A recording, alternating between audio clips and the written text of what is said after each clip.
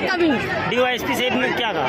DYSP साहब ने इससे हमने मांग की है कि जिस तरह अरसलान मर्डर केस हुआ था उसमें इतनी जिसको बोलना चाहिए मामूली और इतनी कच्ची FIR और इतनी कच्ची जो है वो चार्जशीट दाखिल हुई थी, इस 8 महीनों के अंदर वो मुजरिम जो है वो रिहा हो गया अरसलान मर्डर केस का।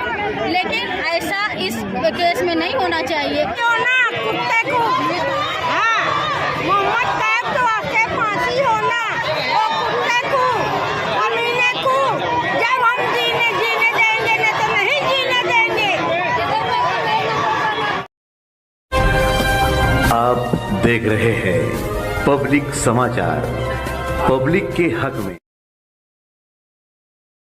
इसमें इतना सियाह, गमगीन और दिल को दहला देने वाला वाकया माजी में कभी नहीं हुआ था, जो 7 जनवरी को मालेगांव शहर के सर्वे नंबर 42 नया इस्लामपुरे के रहने वाले मोहम्मद तैयब का गुमशुदा होना और 16 जनवरी को उसकी लाश का मिलना, इस दरमियान जो इज़्ज़तनाक वाकयात उनके घर वालों के साथ और वो बच्चे के साथ पेश आए और पुलिस की कहीं ना कहीं ये कोताही थी कि इतना वक्फा होने के बाद 8-9 दिन का वक्फा होने के बाद भी पुलिस ने उसको बरामद करने में, जिंदा बरामद करने में नाकाम रही।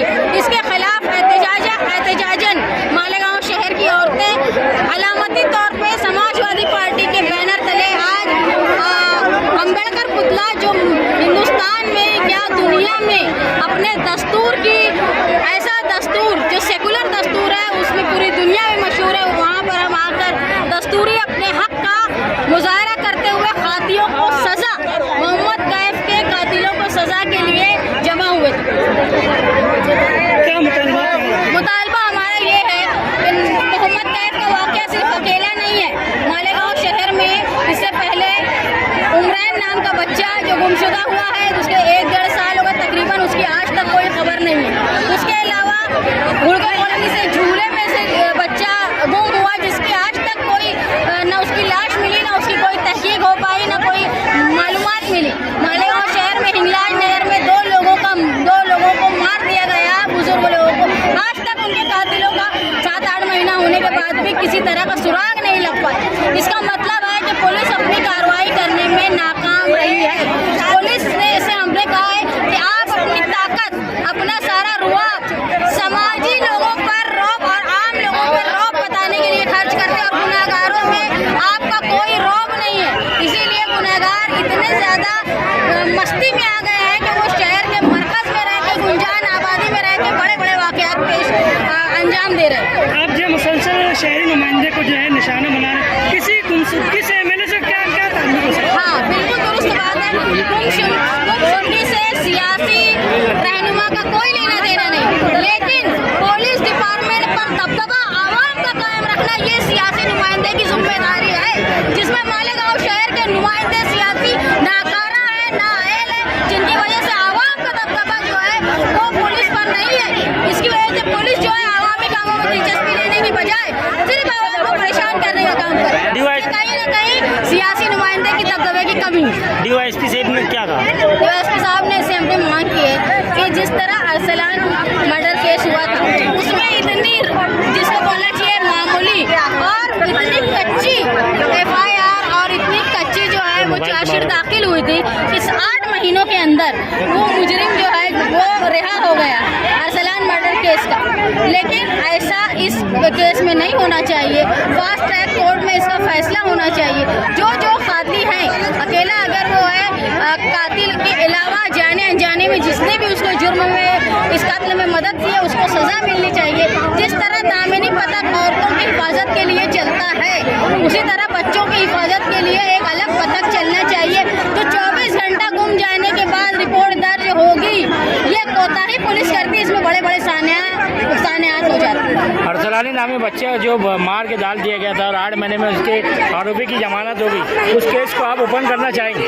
पुलिस की जिम्मेदारी है कि अपील करे और उसको जो है वो खाती को दोबारा अरेस्ट करे और अब के जो चार्जशीट दाखिल हो वो इतनी मजबूत हो कि अब खाती छूट ना पाए। टीला है, टीला पर लेके जाने का काम हो और एक्चुअल मर्डर हो, इसमें एक आदमी शामिल नहीं है, कई लोग शामिल हैं। पुलिस इसकी सही जांच करे और सही लोगों को अरेस्ट करे।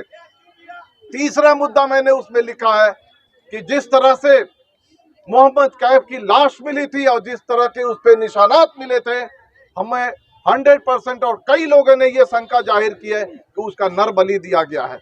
और इसमें शामिल जो लोग भी शामिल हैं उन सबको पकड़ा जाए, उनको सबको गिरफ्तार किया जाए। और यहाँ आने के बाद मैंने देखा कि आप लोगों की एक एडिशनल डिमांड है, और वो डिमांड है कि इस केस में एक फास्ट ट्रैक कोर्ट एस्टैब्लिश किया जाए। ये चारों डिमांड मैं आपके सामने रखता हूं, और हम पुलिस को और बाकी लोगों को मोहलत देते हैं 10-15 दिन के लिए कि ये चारों डिमांड को पूरा किया जाए। और अगर चारों डिमांड अगर पूरा नहीं हुआ तो मैं खुद डेलीगेशन लेकर के स्पेशल आईजी नासिक से मैं मिलने जाऊंगा। आप लोगों का डेलीगेशन लेकर के मैं डीजीपी महाराष्ट्र से मिलने के लिए जाऊंगा। लेकिन जब तक मोहम्मद कैफ को इंसाफ नहीं मिलता तब तक हम शांति से बैठ नहीं सकते। लेकिन दोस्तों,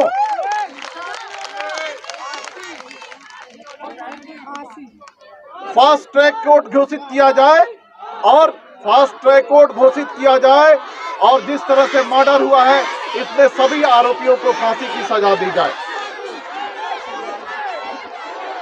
फास्ट ट्रैक कोर्ट एस्टैब्लिश किया जाए, और एस्टैब्लिश करने के बाद जल्दी से जल्दी केस को चलाया जाए, और इस केस में शामिल जितने भी अपराधी हैं, जितने भी आरोपी हैं, उनको फांसी की सजा दी जाए।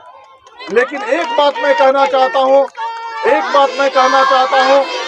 कि मैंने देखा है कि यहाँ के लोगों में गम और गुस्सा है, लोगों में दहशत है। लेकिन इस दहशत में आप कायदे और कानून को अपने हाथ में मत लीजिए। आप शांति बना करके रखिए। आप किसी भी तरीके से किसी भी बहकावे में नहीं आकर के अपने डिमांड को संविधान के दायरे में रखिए, कानून के दायरे में रखिए, शांति को बना करके रखिए। लेकिन जिन जिन लोगों ने इसको अंजाम दिया है उनको फांसी की सजा की मांग कीजिए।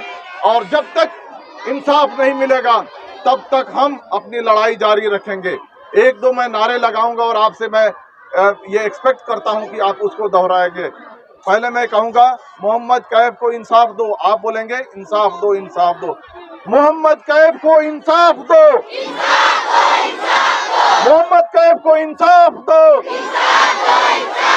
मोहम्मद कैफ को इंसाफ दो, मासूम को इंसाफ दो,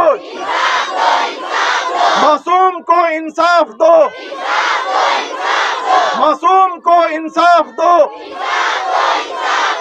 इसके बाद हम बोलेंगे फास्ट गठित करो, फास्ट ट्रैक कोर्ट गठित करो, फास्ट ट्रैक कोर्ट गठित करो, फास्ट ट्रैक कोर्ट गठित करो।